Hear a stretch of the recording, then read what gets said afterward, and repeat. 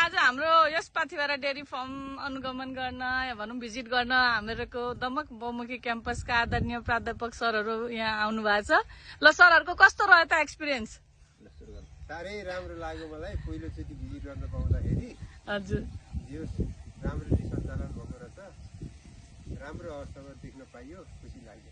यहाँको वातावरण छ नि कस्तो आनन्द लाग्छ यहाँ आउँदा, त्यो एक खालको मेडिटेसन हुन्छ जस्तो लाग्छ कि यो हरियाली, यो नेचुरल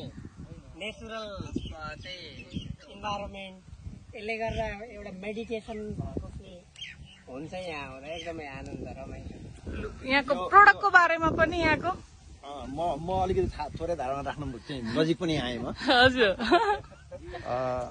मलाई चाहिँ यो पाथिभरा चाहिँ डेरी प्रोडक्टको चाहिँ यो लोकेसन, यसको भित्रको म्यानेजमेन्ट अनि फार्महरू अनि यो सबै अन्य कुराहरू हेर्दाखेरि चाहिँ के लाग्यो भने यो यत्रो लार्ज स्केलमा यहाँहरू सानो एउटा परिवारले मात्रै यत्रो लार्ज स्केलको यत्रो फर्म चाहिँ नेपालमा त्यो पनि मानौ यो चाहिँ कोरियन स्ट्यान्डर्डमा चाहिँ गरे जस्तो ढङ्गले गर्नु भएको छ। यो कसरी म्यानेज गर्न सक्नुभयो, कसरी यो यत्रो लगानी गर्न सक्नुभयो, अनि यत्रो चाहिँ टिमवर्क कसरी तयार गर्न सक्नुभयो, यो यत्रो इन्फ्रास्ट्रक्चर, यत्रो चाहिँ के भने फर्मको स्ट्रक्चर कसरी बन्यो होला, कसरी तपाईँहरूले पहिला सुरुमा हाइपोथेटिकल्ली कसरी सोच्नुभयो होला र कसरी यो काम गर्न सक्नुभयो होला भन्ने कुराले म अचम्मित भएको छु।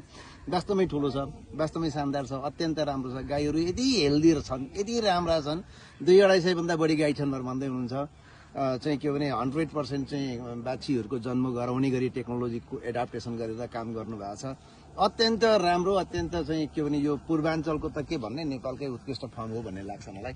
त्यति राम्रो फर्म उत्पादन गर्नुभएकोमा र त्यति राम्रो चाहिँ के भने फर्म सञ्चालन गर्नुभएकोमा यहाँका सारा किसानहरूलाई एउटा नमुना, एउटा मोडल पनि हुन्छ। हामीले पनि धेरै कुरा सिक्न सकिन्छ यहाँबाट भन्ने लागेको छ।